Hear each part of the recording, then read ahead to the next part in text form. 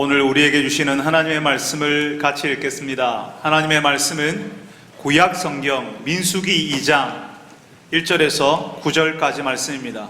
민수기 2장 1절에서 9절까지 말씀. 제가 가진 성경은 구약 성경 195쪽입니다. 구약 성경 195쪽 민수기 2장 1절에서 9절까지 말씀을 저하고 한 절씩 교독하겠습니다. 제가 먼저 1절을 읽습니다. 여호와께서 모세와 아론에게 말씀하여 이르시되 이스라엘 자손은 각각 자기의 진영의 군기와 자기의 조상의 가문의 기호 곁에 진을 치되 회막을 향하여 사방으로 치라. 동방 해돋는 쪽에 진 칠 자는 그 진영별로 유다의 진영의 군기에 속한 자라. 유다 자손의 지휘관은 암미나답의 아들 나손이요 그의 군대로 계수된 자가 74,600명이며 그 곁에 진칠 자는 이사갈 지파라. 이사갈 자손의 지휘관은 수알의 아들 느다넬이요 그의 군대로 계수된 자가 54,400명이라. 그리고 스불론 지파라. 스불론 자손의 지휘관은 헬론의 아들 엘리압이요 그의 군대로 계수된 자가 57,400명이니 같이 읽습니다. 유다 진영에 속한 군대로 계수된 군인의 총계는 186,400명이라. 그들은 제1대로 행진할지니라. 아멘. 여러분, 우리는 새해 첫날, 첫 주일에 민수기라고 하는 책에 나오는 말씀을 읽었습니다. 이 민수기라는 말은 사람의 숫자를 의미하거든요. 그런데 이 민수기 성경이 원래 히브리어로 적혀 있잖아요. 그 히브리어의 원래 제목은 광야에서예요. 이 민수기의 원래 제목은, 히브리어 제목은 광야에서라는 제목이 붙여져 있어요. 여러분, 우리는 사실 광야를 싫어하거든요. 새해가 되면 우리의 기도 제목은요, 광야를 좀 만나지 않게 해주십시오라고 하는 거예요. 우리 아이들이 고생하는 데는 가지 않고 편한데, 괜찮은데, 좋은 데 들어가게 해달라고 우리가 기도하죠. 하나님의 자녀니까 고생하는 데는, 힘든 데는, 어려운 데는 가면 안 된다고 우리가 하나님께 가르치려고 해요. 하나님 그렇죠. 하나님 우리를 그런 데 안 보낼 거죠. 우리 하나님 자녀인데요. 근데 여러분, 이집트 땅에서 하나님의 백성들을 구원하신 하나님께서는 약속의 땅 가나안으로 이 사람들을 드리려고 하시기 전에 어디를 통과하게 했어요? 광야. 그 광야를 통과하게 하셨어요. 그러니까 여러분, 우리가 지나가야 되는 세월, 우리 앞에 놓인 시간은요, 광야일 가능성이 많고요, 우리가 아직도 한 번도 가보지 않았던 그 땅은요, 척박하고 누군가 호시탐탐 우리의 것을 노리고 정신 똑바로 차리지 않으면 약탈당하는 그런 땅을 지나게 될 거예요. 우리가 읽었던 민수기는요, 바로 그 광야를 통과하는 하나님의 백성들의 이야기예요. 그럼 여러분, 광야를 지나는 하나님의 백성들이니까 우리가 그런 광야와 같은 세월을 맞이할 거니까, 그런 땅을 통과해야 되니까 새해 하나님의 말씀을 들으면서, 읽으면서 어떤 기대를 하겠어요? 하나님이 나에게 너는 두려워하지 말고 놀라지도 말아라, 내가 너와 함께 있겠다, 이런 말씀을 우리가 기대할 거잖아요. 우리에게 그게 그런 말이 위로가 되잖아요. 예, 맞아요. 하나님께서 광야를 지나는 백성들에게 그런 말씀을 하셨어요. 그런데 오늘 우리가 읽었던 민수기 말씀에서는요, 우리가 2장 초반부를 잠깐 읽었지만 1장부터 뭘 말씀하시냐 하면 사람의 수를 세워라 이렇게 말씀하십니다. 20세 이상 싸울 수 있는 사람들의 수를 세워보라고 하시고, 그 사람들의 수를 민수기 1장부터 계속 기록해 놓고 있어요. 이제 광야를 통과해서 가야 하는데 그 광야를 마음 단단히 먹고 싸울 준비하라는 거죠. 여러분, 우리는요 자꾸 그런 생각을 하거든요. 하나님, 우리는 잘 모릅니다. 그냥 알아서 다 해주십시오. 하나님이 다 책임져 주십시오. 우리는 하나님이 다 해주실 것을 기대하는데, 하나님은 우리가 준비해야 한다는 거죠. 우리가 만나게 되는 현실에 대해서 우리가 알고 대응할 수 있어야 된다고 말씀하시는 거예요.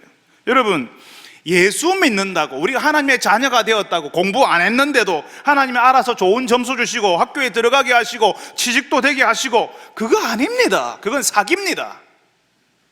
공부 안 하고 학교 들어가 봐야 그 학교에서 버티지 못하고요, 준비 없이 직장에 들어가면 그 직장에서 살아남지 못합니다. 우리가 준비해야 기회가 오고요, 준비한 사람에게 하나님께서 들어가게 하시고 거기서 버티게 하십니다. 민수기에 나오는 하나님의 백성들이 광야를 지날 때에 모든 환경들이, 주변 환경들이 하나님의 백성들이 잘 정하도록 다 열리고 다 좋아지고, 거기에 있는 사람들, 그 부족들은, 그 광야의 유목민들은 이 사람들이 지나갈 때마다 친절하게 대하고 물도 주고 아이고 수고하지, 이렇게 하지 않았다는 겁니다. 모든 형편이 하나님의 백성들에게 유리하고 편하게 흘러가지 않았어요. 우리가 믿는 예수신앙은 우리가 살고 있는 이 현실을 관통해야 하고요, 그 현실에 대응할 준비가 되어 있어야 돼요. 하나님께 기도하면 하나님이 들어주시지만 우리가 계속 기도만 하고 있는 것을 원하지 않습니다. 우리는 학교에 들어가야 하고 취직해야 하고 사업도 해야 되고요, 가정에서 생활을 해야 되고요, 자녀들도 양육해야 되고요, 그렇게 하면서 기도하는 거예요. 하나님께서는 그렇게 이 땅의 현실을 직면하면서 기도할 수 있는 사람의 수, 그러니까 싸울 수 있는 사람의 수를 세워보라고 하십니다. 우리 신앙을 계속 방해하려고 하고 우리 신앙을 포기하라고 부추기는 세상 속에서 거기에 굴하지 않고 계속 기도하면서 싸우듯이 자기 신앙을 지킬 수 있는 사람의 수가 몇 명인가, 그 수가 얼마나 되는지 보라고 하시는 겁니다. 여러분, 실제로 봄에 이제 노회라고 하는 게 열리거든요. 이 지역의 교회들의 연합들을 노회라고 부르는데요, 그 노회하기 전에 각 시찰에서는 그 시찰에 한 12개, 13개 교회가 속해 있어요. 그 교회 교세를 파악합니다. 출석하는 성도들의 수, 세례교인, 학습교인, 또 유아세례교인, 유아세례를 받고 스스로 신앙 고백을 했던 입교인, 그리고 아직 그런 신앙의 여정에 들어오진 않았지만 교회 출석은 하고 있는 분들을 원입이라고 부르는데, 그분들의 수는 얼마나 되는지, 유치부, 초등부, 중고등부 청년들은 얼마나 되는지 조사를 해요. 그러니까 그 시찰 서기는 시찰에 속한 교회들의 상황을 다 알게 되겠죠, 그죠? 다 그런 조사를 받았으니까. 그리고 시찰 서기는 노회 서기에게 보내고요, 노회 서기는 또 총회 서기에게 그 수를 다 보냅니다. 그러니까 이 수가요, 다른 사람들이 알려고 하면 알 수 있게 되는 거죠. 이게 알려질 수 있으니까, 우리가 얼마나 되는지, 우리의 수가 얼마인지를 사람들이 알 수 있으니까 어떤 일이 벌어지냐면요, 이 수를 조금 부풀리는 거예요. 니네 교회 몇 명인데 몇 명이나 나오는데 하는 소리에 기죽고 싶지 않은 거죠. 많아 보이고 싶은 거예요. 그러니까 총회에서 교인 수를, 각 교회들의, 전체 교회들의 교인 수를 다 조사해서 통계를 내고요, 그 숫자를 또 장로교, 침례교, 감리교 뭐 이런 교파들마다 조사해서 다 숫자를 더해 보니까요, 한국 땅에 예수 믿는 사람들의 수가 인구 4천만에 거의 육박하는 거죠. 뭐 1,800만 뭐 이렇게 나오는 겁니다. 그러니까 이 숫자가 사실 의미가 없죠. 우리의 정확한 현실을 보여주지 못하니까. 하나님께서 광야를 통과하는 백성들에게 그 수가 얼마인지를 세워보라고 하셨을 때, 많아 보이기 위해서 서로 경쟁하듯이 20살도 안 되는 저기 뭐 간단 애기들 유치부 다니는 그런 애들 끼워놓고 나이가 너무 많아서 이제는 더 이상 싸울 수 없는 분들의 숫자도 같이 넣어서 그렇게 보고했을까요? 우리가 읽었던 유다 지파는요, 2장 1절부터 9절까지 유다 지파의 상황이 나오는데, 이 유다 지파는요 다른 지파에 비해서 1.5배 정도 많았습니다. 그러니까 이 유다 지파에 꿀리지 않기 위해서 다른 지파들이 남자 같은 여자들도 그 수에 넣었을까요? 보고가 되니까 서로 그 수가 얼마가 되는지 아니까 작으면 부끄러워져서 그 수를 부풀리려고 했을까요? 아마 그러지 않았을 겁니다. 사람 수가 많은 게 중요한 게 아니라요, 싸울 수 있는 사람의 수가 얼마나 되는가가 중요하거든요. 그래서 하나님께서 그 수를 확인해 보라고 하셨어요.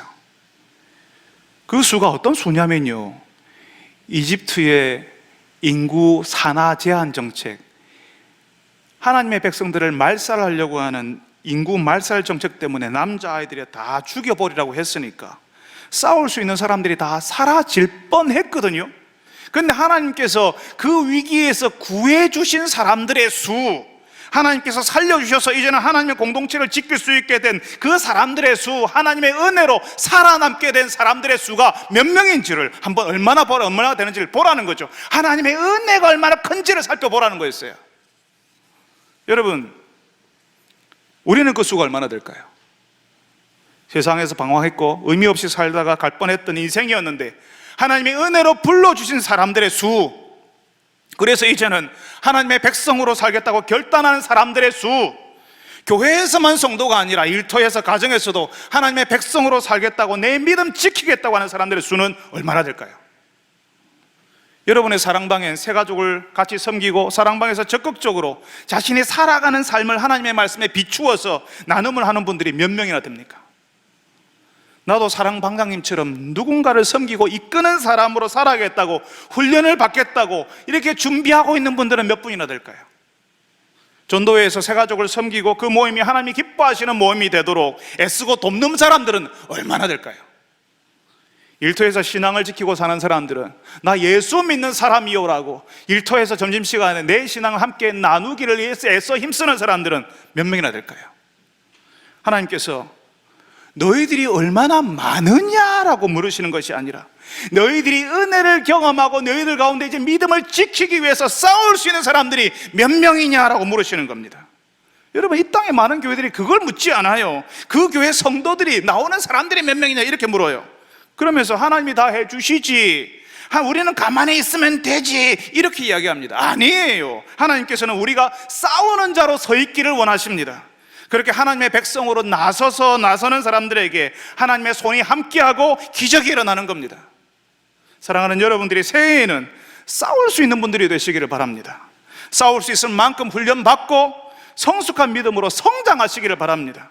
그래서 여러분이 계신 그곳이 척박한 광야일지라도 하나님의 함께 하심을 누리고 하나님의 기적을 체험하는 현장이 되시기를 바랍니다.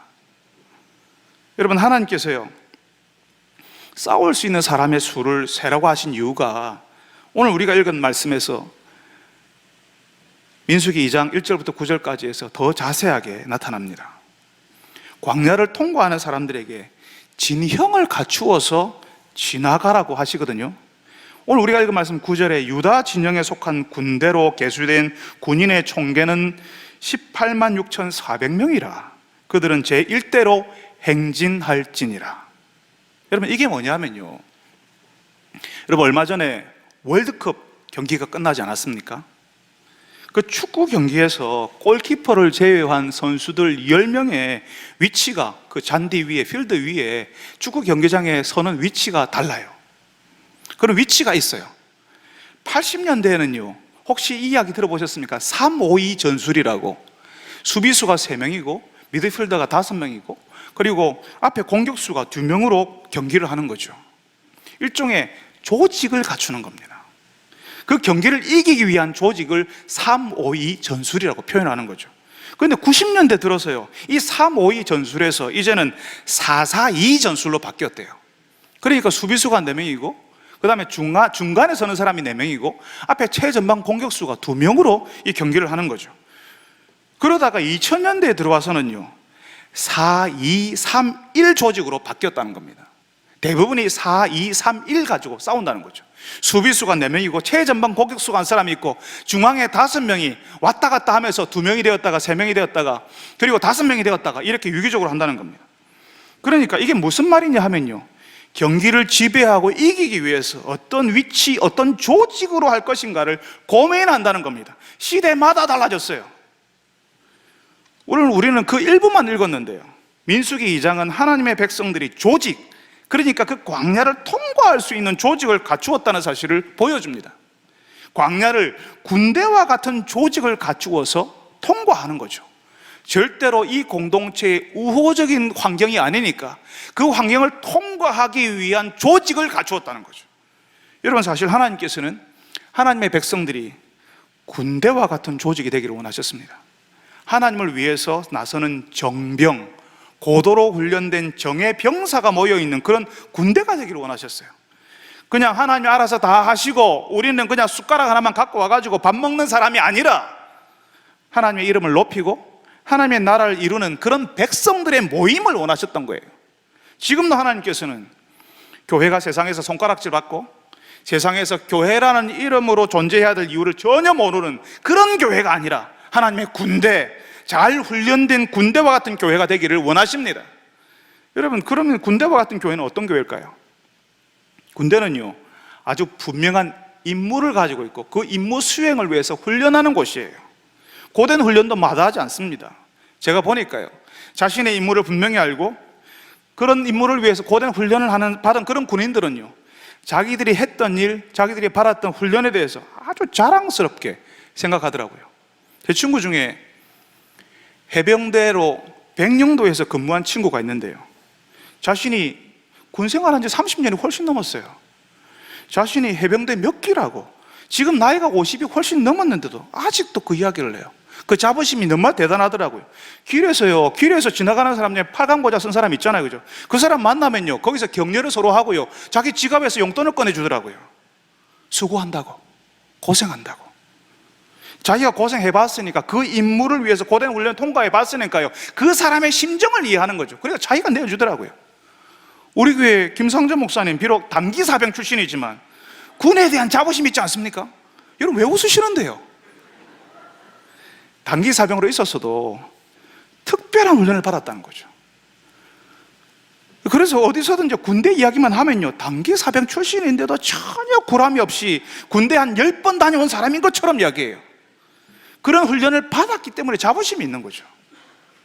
근데 이런 분명한 임무가 없는, 그 일을 이루기 위해서 훈련도 받아야 되는데 훈련도 하지 않는 군대라면, 그게 우리나라 군대라면 여러분 안심이 되겠습니까? 임무 수행을 하지도 않고 할 수도 없는 군대, 훈련도 하지 않아서 싸움터에 나가면 백전백패하게 되는 그런 군대를 보고 우리는요, 어디서 온 말인지는 몰라요. 실제로 이 군대가요, 굉장히 강력한 군대였는데 이상하게 우리나라에서는요, 남자들 사이에서는 당나라 군대라고 불러요. 군인이지만 손가락질을 받고 군기도 없고 군인답지 못하다고 우리가 그냥 비아냥거리면서 당나라 군대네 이렇게 이야기하는 겁니다. 여러분, 하나님께서는 우리 교회가 군대와 같은 교회가 되기를 원하십니다. 그렇지 못할 때 우리는 손가락질을 받게 됩니다. 교회답지 못하다고요.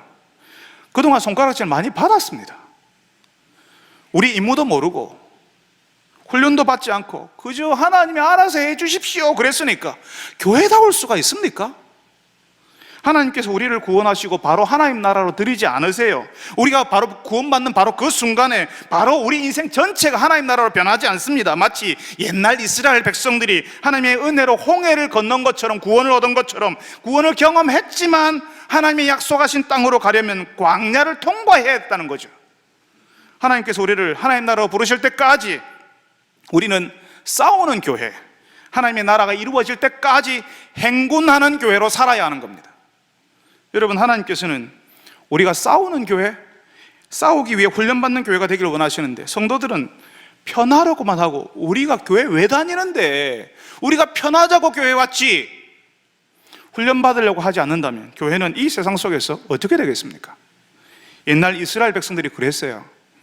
홍해를 건넜잖아요. 구원을 경험했어요. 이제는 돌아갈 수 없는 땅이에요. 이집트 땅이, 애굽 땅이 다 폐허로 10가지 재앙으로 다 폐허가 되어서 이제는 돌아갈 수도 없는데 계속 그때 그 사람은 뭘 했냐면 애굽 땅으로 돌아가고 싶다. 우리 애굽 땅으로 돌아가자. 옛날 그 생활로, 내가 옛날에 있던 거기로 계속 그 생활을 그리워하면서 옛날로 돌아가겠다고 했던 겁니다.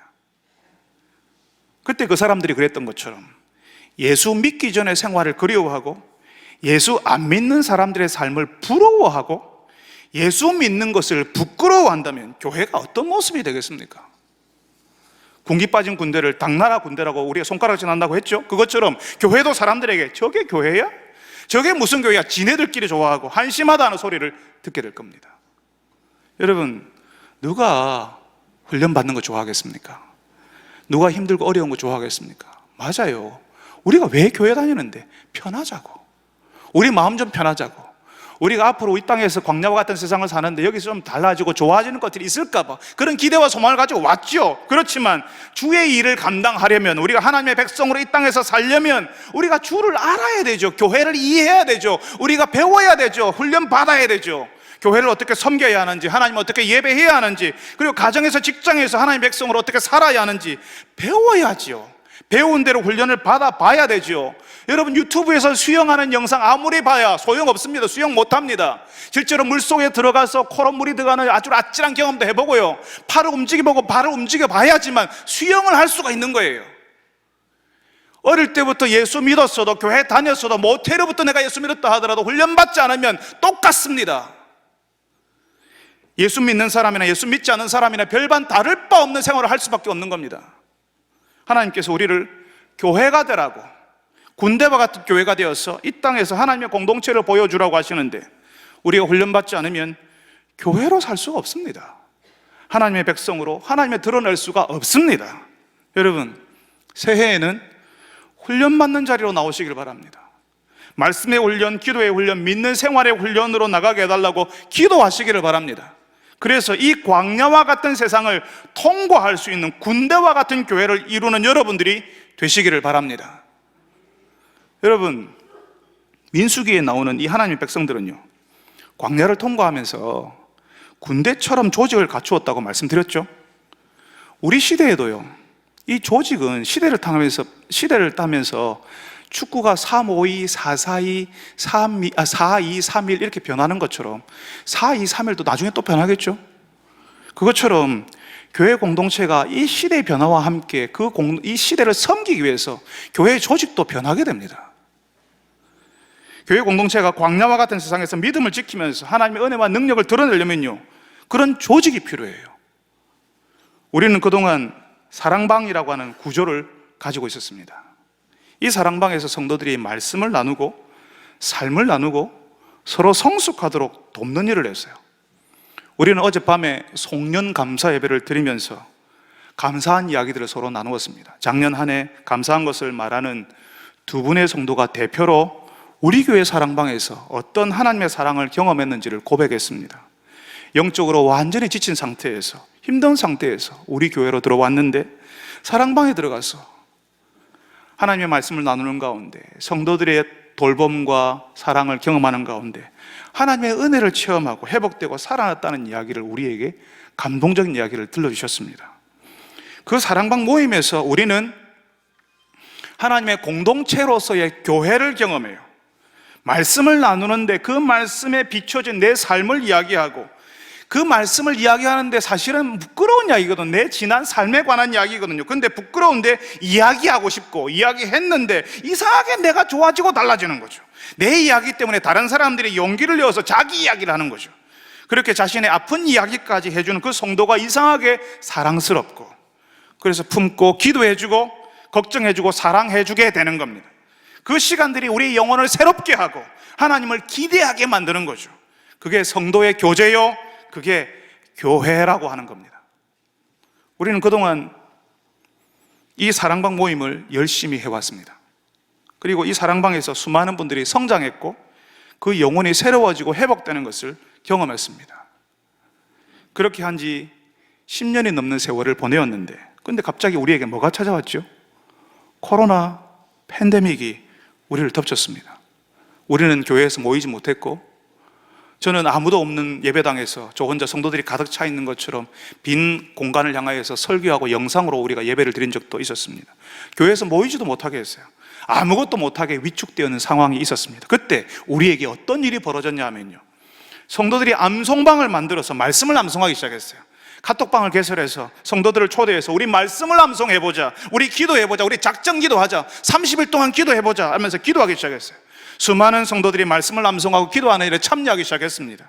그러는 중에요, 주일에 마가복음 말씀을 들었던 성도들이요, 동대구역에, 대구역에서 생활하는 분들에게 식사 대접하는 일을 하기 시작했어요. 우리 교회 성도들만이 아니라 다른 교회 성도들까지 함께 참여하기 시작했습니다.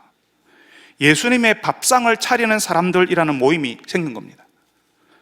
우리 안에서만 말씀을 듣고 나누는 것이 아니라 우리끼리만 좋지 우리 너무 좋아, 우리 너무 좋아, 우리 끝까지 가자, 우리끼리 너무 좋아 이렇게 하는 것이 아니라 교회 담장을 넘어서 바깥으로 가는 일이 일어났던 겁니다.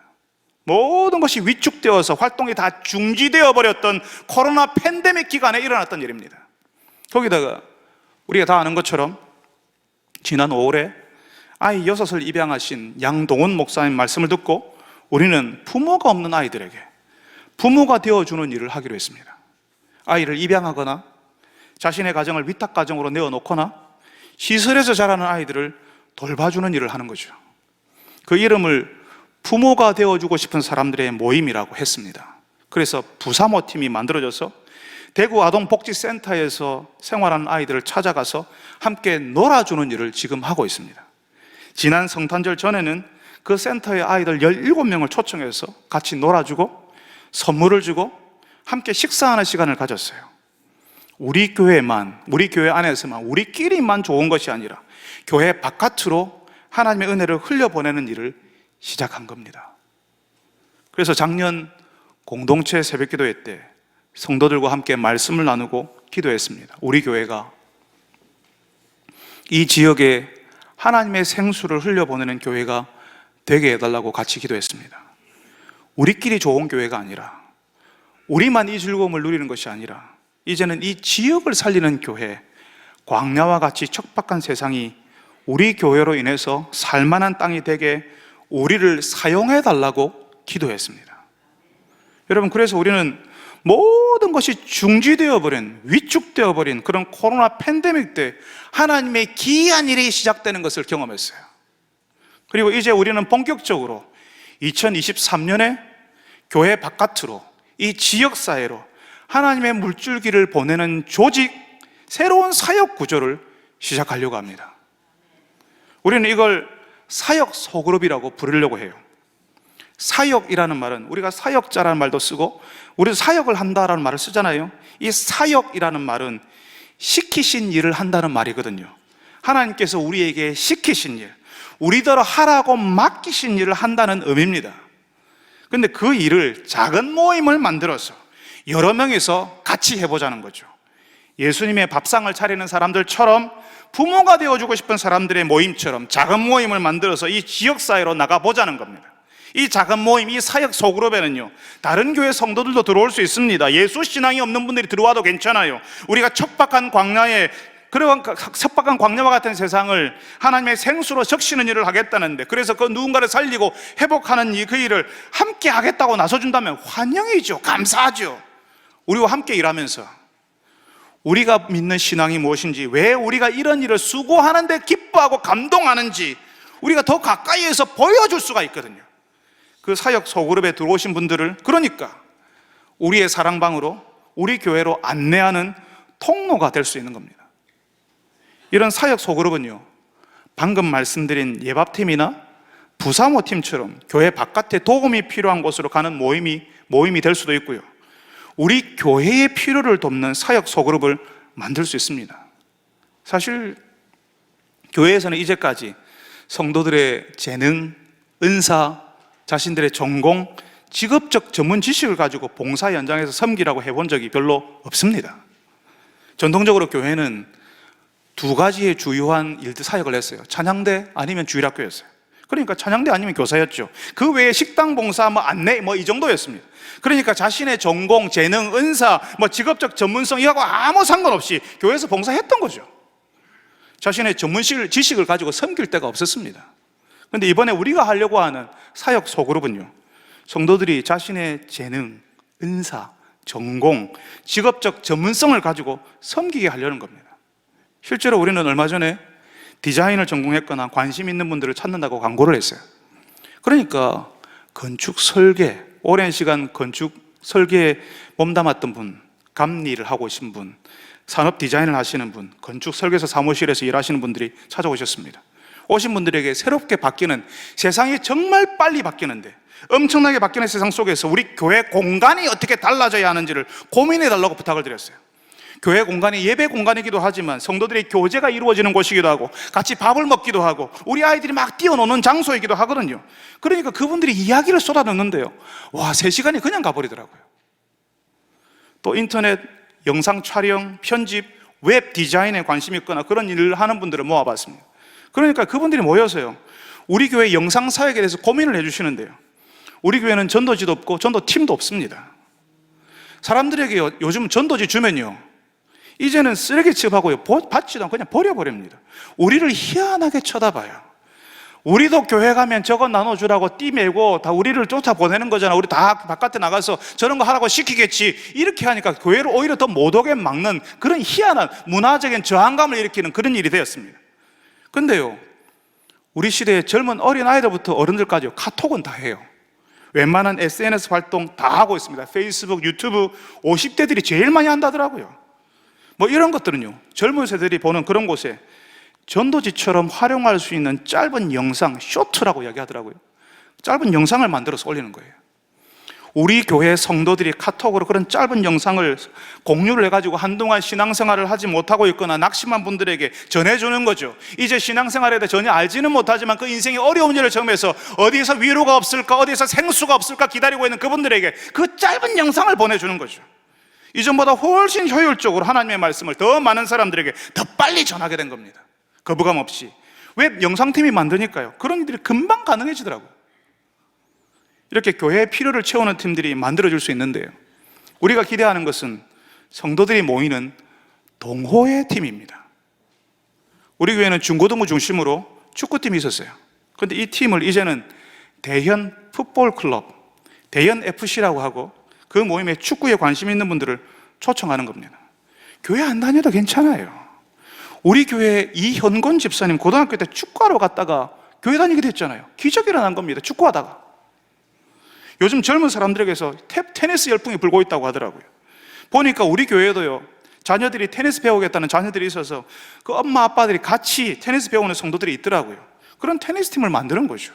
족구팀을 만들 수도 있습니다. 우리 교회 자전거 타는 분들이 많이 계신데요, 라이딩 팀을 만들 수도 있죠. 등산을 좋아하는 분들이 계신데 등산 모임도 만들 수 있습니다. 예수 믿는 사람들 취미 활동을 같이 하면서 운동하면서 예수 안 믿는 분들을 초청하면서 같이 운동하면서 우리가 어떤 사람들인지를 보여주는 거죠.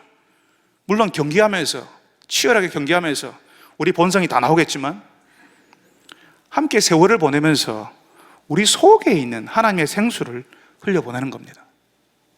이런 운동팀이나 예밥팀, 부사모팀들은요, 예수신앙, 예수 공동체의 가치를 세상에 드러내고 흘려보내는 팀입니다.